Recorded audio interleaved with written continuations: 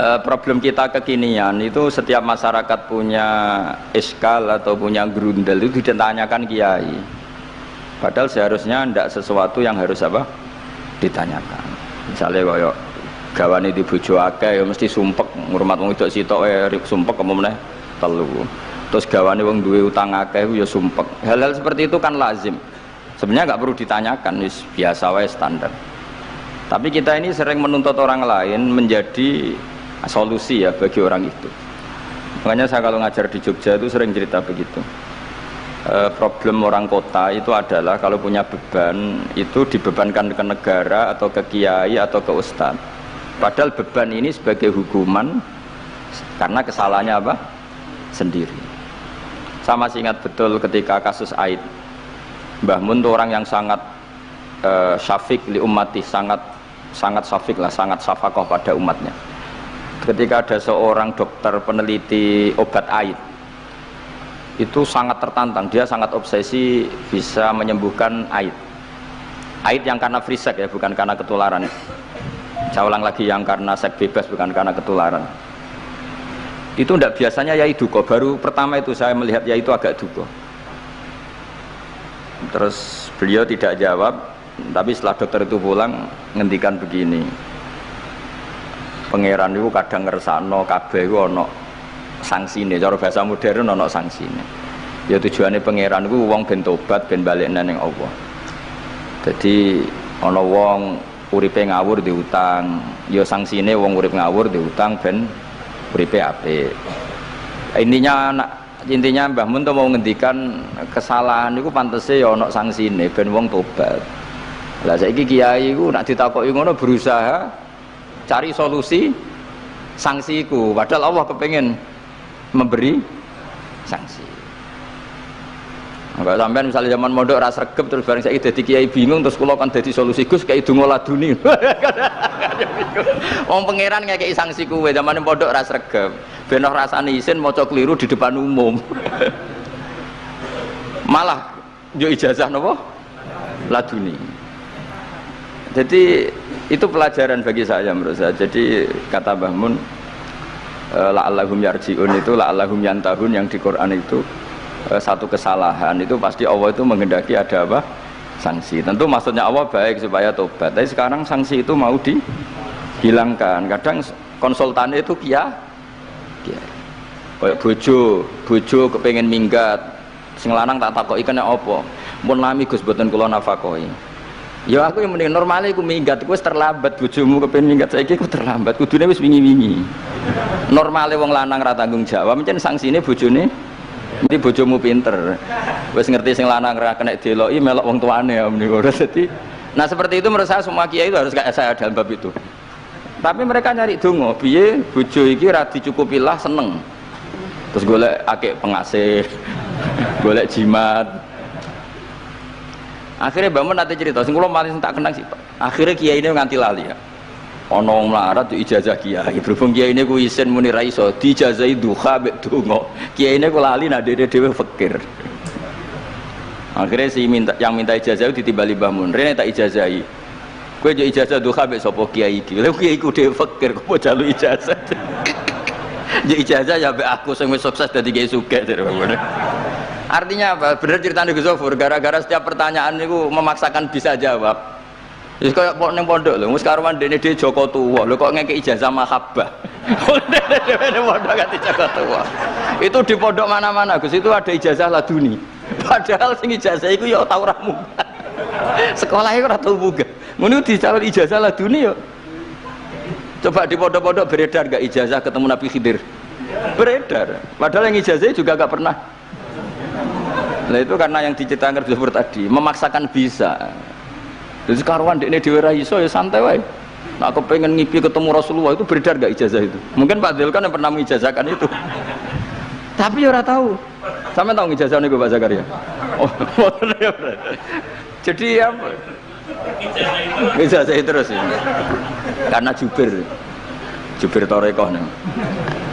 Jadi intinya kalau ndak bisa ya bilang saja ndak bisa sampai apa jangan kita lupa tadi ya sampai lupa daratan tadi karena problem negara kita termasuk itu. Semua intelektual, semua pakar kalau ditanya problem negara itu semuanya jawab. Akhirnya kan gaduh, semuanya punya rumus, semuanya punya versi, akhirnya gaduh. Misalnya pemerataan Indonesia rumusnya gimana? Yang satu bilang wah ibu kotanya dipindah, yang satu bilang enggak, harus ada sentralisasi di Jawa supaya ada kualitas A, ada kampus terbaik, ulama terbaik. Kalau diratakan nanti kemampuannya rata itu justru enggak bagus. Yang ketiga enggak, wah kualitas demokrasinya dijaga. Yang satu enggak, demokrasi tanpa ekonomi enggak bisa. Sehari santri ya sedunia rasa pikir, besok mati ben. Nah itu kan karena memakai pikir sudah semua ahlun nar itu redaksi di Quran tuh khalidina fiha, sehingga zaman tabi'in sudah banyak yang berpikir enggak ada kemungkinan orang sing yukhrajuna minan nar. Sehingga terus ada kafilah itu, ada delegasi, ayo kita ke Medina, semoga kita ketemu sebagian ashabu Rasulillah. Sehingga cerita akhirnya ketemu beberapa sahabat. Di situ diceritakan ada Jabir, ada beberapa lah yang sahabat sepuh bahkan. Nah terus si Jabir ini, sahabat Jabir ini cerita kalau itu memang ada bisa syafaati Rasulullah Shallallahu Alaihi Wasallam. Tapi satu kontingen ini yang tetap berpikiran tidak ada syafaat itu banyak. Alasannya semua cerita tentang ahlun nar adalah khalidina fiha. Ketika Jabir masih hidup itu ya sempat terjadi debat. Loh itu yang khalidina fiha itu amma, sehingga ini menjadi khas. Meskipun khas ini iskal, kita akan iskal karena itu di Quran tidak ada maksudnya nggak ada secara sorry yang menerangkan ada kaumin sing yukhrajuna minan nar. Makanya Syekh Al-Ajuri ngendikan ciri khas ahli sunnah adalah mengimani adanya kaum sing yukhrajuna minan nar, karena itu benar alladzina hum ahluha. Memang dia spesifik ahli neraka, memang dia berpenduduk neraka. Alamatnya neraka, KTP-nya neraka, kakane neraka. Kalau kita ini ndak, KTP kita surga, mbah-mbah kita ahli surga. Karena alamat kita sebenarnya kan surga. Nabi Adam itu kan surga alamat. Makanya saya ngaji di mana-mana itu betapa baiknya agama ini. Karena kunci surga kita sudah dikasih tahu miftahul jannah. Sementara kita tidak tahu kuncinya neraka. Jadi kena mlebu neraka itu kebangetan. Wong ora roh kuncine kok mlebu. Tapi jare kancaku, wah gak ono pintune Gus, dadi langsung blusek. Ini problemnya itu. Tapi nek sampean mlebu neraka itu kebangetan. Karena yang kita punya kuncinya itu surga, kita tidak punya kunci neraka. Ono sing dikunci neraka mboten to? Nah, harusnya kita nggak bisa masuk neraka karena nggak punya kuncinya. Jadi kalau nak maca hadis miftahul jannah la ilaha illallah itu syukur kalau cek apike Kanjeng Nabi, wong kunci kok didudono. Itu kan luar biasa. Jadi orang memahami hadis itu. Saya ini tahadus bi nikmah, ini mumpung ada Gus Zofur, ini saya tasihkan. Wal asri demi masa, demi waktu. Saya ketika baca ayat yuridu wa bikumul yusra wala yuridu bikumul usra, dengan ayat wal asri demi waktu, itu memang luar biasa Islam itu. Coba ya, kita baca kalimat tauhid itu kan hanya butuh waktu setengah menit, mungkin tidak ada la ilaha illallah Muhammadur Rasulullah. Waktu yang sesingkat itu bisa menghapus kekafiran di masa lalu. Jadi misalnya orang kafir 70 tahun itu terhapus kekafirannya hanya dengan singkat melafadzkan la ilaha illallah Muhammadur Rasulullah. Dan waktu pas dia melafadzkan syahadat ini momen paling dikenang ketika nanti di akhirat. Wal asr, demi waktu. Jadi artinya apa? Momen terbaik kita adalah ketika melafadzkan itu. Dan kalimat itu mudah dan sah, asal belum yughorghir, belum keler-keler, sah. Dan tanpa syarat. Misalnya sholat tidak butuh suci, butuh nutupi aurat, butuh melakukan rukun dan syarat. Syahadat enggak.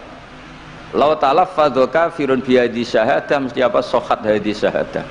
Padahal kafir urung adus ijek cerita ya betapa agama ini mudah.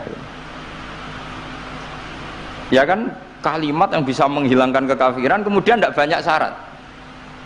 Coba kalau kamu mau sholat, syaratnya kan macam-macam. Mau zakat, syaratnya macam-macam. Tapi kalau mau yang masyhur itu khawarid lah. Khawarid itu kelompok yang sangat soleh secara zahir.